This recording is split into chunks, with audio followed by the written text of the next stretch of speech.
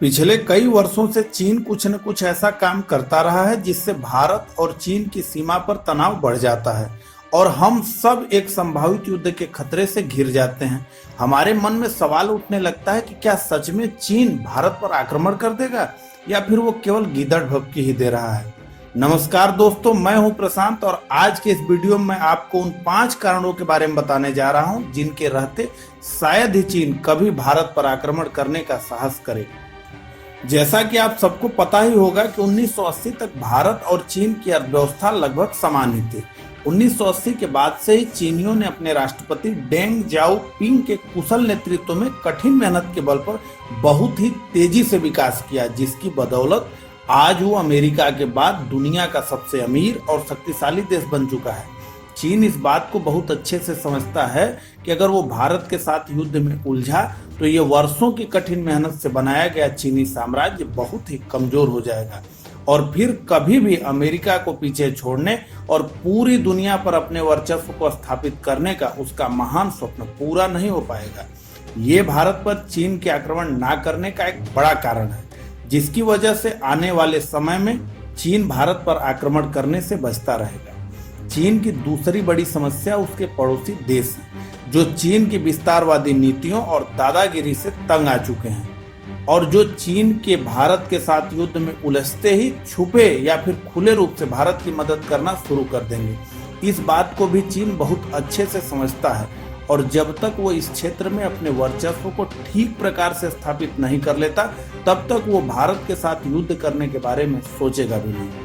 चीन की तीसरी बड़ी समस्या उसके एक निर्यातक देश होने की वजह से भी है। जैसा कि आपको पता ही है कि चीन आज पूरी दुनिया की फैक्ट्री बन चुका है, जो लगातार उत्पादन करता चला जा रहा है और इस उत्पादन को पूरी दुनिया में खपाने के लिए वो नए नए बाजार तलाश रहा है, जिसमें उसकी सबसे बड़ी संभावना भारत से ही है।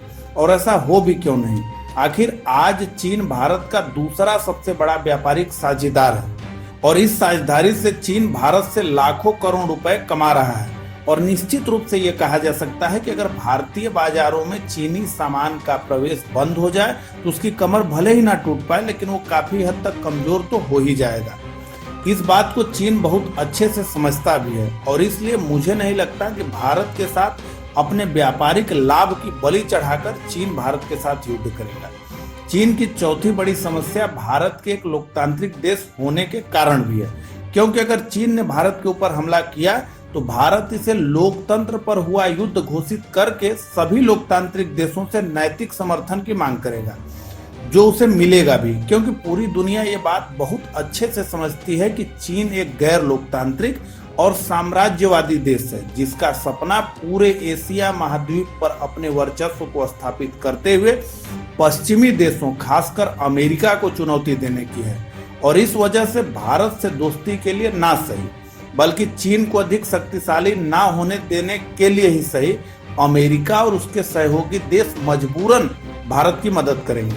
ये बात भी चीन बहुत अच्छे से समझता है और जब तक वो किसी बड़े देश के साथ मजबूत गठजोड़ ना कर ले, तब तक शायद ही वो भारत पर हमला करने की हिम्मत जुटा पाए। इन सब के अलावा भारत एक विशाल भूभाग और एक बड़ी जनसंख्या वाला देश है, जिसके ऊपर पूर्ण कब्जा कर पाना बहुत ही मुश्किल काम है। हाँ, ये बात तो सभी मानते हैं कि आज का चीन भारत से अधिक शक्तिशाली है, पर भारत की स्थिति को आप देखें तो आपको सहज ही दिख जाएगा कि भारत की स्थिति बहुत ही सामरिक है। इसके उत्तर में खड़ा हिमालय चीनियों के लिए एक बहुत बड़ा अवरोधक है। वहीं बंगाल से लेकर गुजरात तक 3 तरफ से समुद्र से घिरा हुआ भारत अपने मौजूदा नौसैनिक बलों के साथ हिंद महासागर में एक मजबूत स्थिति में खड़ा है। अंडमान निकोबार द्वीप समूह पर भारत की तीनों सेनाओं का मजबूत नियंत्रण है।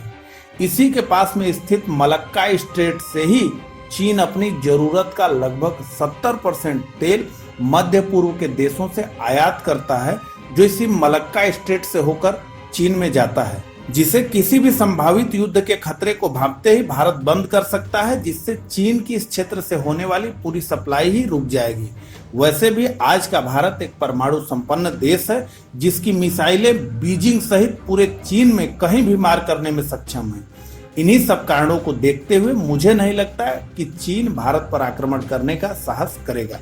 तो इन्हीं सब बातों के साथ आज के इस वीडियो को मैं यहीं समाप्त करता हूं। वीडियो अच्छा लगा हो तो इसे लाइक करिए, शेयर करिए, साथ ही आप इस बारे में क्या सोचते हैं वो मुझे कमेंट करके बताइए।